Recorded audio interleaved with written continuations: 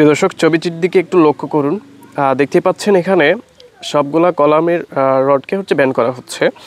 Band করে প্রায় 5 থেকে 6 ইঞ্চি এটাকে শিফট করা হচ্ছে।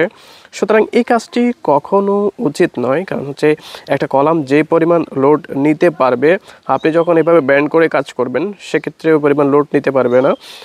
কারণ কলামের যে রডগুলো আপনারা ব্যান্ড করতেছেন, ব্যান্ড করার কারণে রডগুলো উইক হয়ে যাচ্ছে যেমনটা, পাশাপাশি যে পরিমাণ কলামের লোড আসবে সেটা কখনো সে পরিপূর্ণভাবে ট্রান্সফার করতে পারবে না, বহন করতে পারবে না। সুতরাং আপনি লেআউট করার সময় ভালোভাবে চেক করে কাজ করবেন, সেক্ষেত্রে এই ধরনের প্রবলেমগুলো হবে না। এখন আপনারা যদি কলাম লেআউটের সময় চেক না করেন, উপরে এসে যদি আপনি ঠিক করতে চান, সেক্ষেত্রে এটা কখনো আপনারা ঠিক করতে পারবেন না। সুতরাং যখন কাজটা শুরু করবেন তখন থেকে চেষ্টা করবেন যাতে প্রপারলি কাজগুলো হয়, প্রপারলি কাজগুলো যাতে তদারকি হয়। অন্যথায় আপনি চাইলে নিচের দিকে প্রবলেম করছেন, উপরে এসে সেটা ঠিক করতে চাচ্ছেন, সেটা কখনোই করা পসিবল না। এগুলো অনেক ঝামেলার বিষয়। সুতরাং সতর্ক থাকবেন। ধন্যবাদ।